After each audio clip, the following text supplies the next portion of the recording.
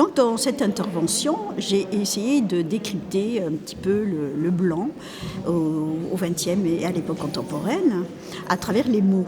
C'est le thème de mon dictionnaire du blanc. Donc comment nomme-t-on le blanc? Quels sont les mots pour le dire? Quelles sont les expressions? Qu'est-ce que ces expressions nous disent de ce blanc et de notre relation aux couleurs, à cette couleur?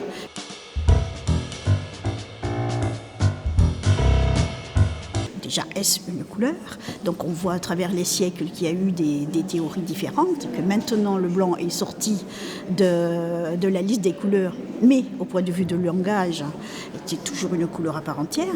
Et ce que j'ai voulu démontrer, c'est cette nature insaisissable du blanc, qui est à la fois considéré comme un plein, un tout très valorisé. Alors, le blanc du paradis, le blanc de la bonté, de la beauté. On peut penser aussi à la peau blanche, à quel point elle est valorisée.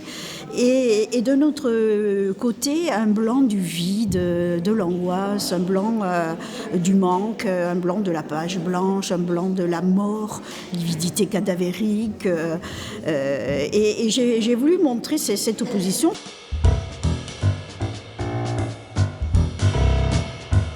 Le blanc était extrêmement valorisé. Par exemple, on voit à travers les mots dans le latin que le blanc était nommé avec deux termes. Le terme candidus, qui nommait un blanc très lumineux, un blanc extrêmement valorisé, et un albus, qui était un blanc terne. Donc il y avait une importance capitale donnée à cette notion de lumière ou de manque de lumière.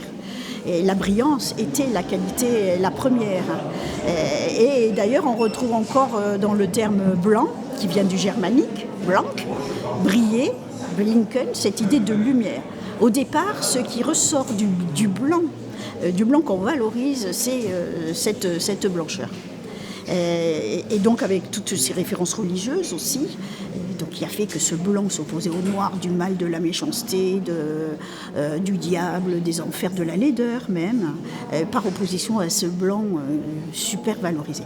Alors bien évidemment, à notre époque actuelle, le blanc a perdu quand même ce lien avec les références religieuses, d'où à mon avis une accentuation plutôt dans le côté inintéressant, on pourrait dire, du blanc. Quand on dit blanc, et ce qui nous apparaît surtout, je pense en ce moment, c'est surtout ce vide, ce manque de couleur, ce manque, sauf bien sûr pour toute cette recherche de l'hygiène, de la propreté, de la blancheur extrême.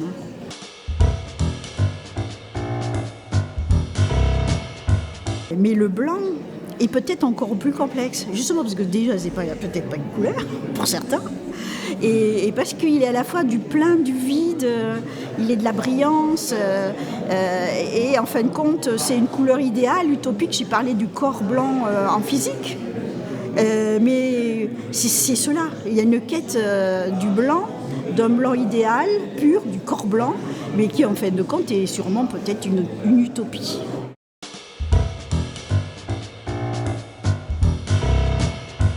Je la vois s'élargir, je la vois attirer des personnes très diverses, ce qui est très intéressant. Donc là, en tant que linguiste, je suis invitée, mais aussi des gens qui sont dans la matière blanche. On a parlé de la chaux hier. Il va y avoir des personnes qui sont spécialistes de la lumière, de l'architecture. Et cela, ces différences sont très intéressantes parce qu'elles nous permettent de réfléchir différemment, de ne pas rester cloisonnés.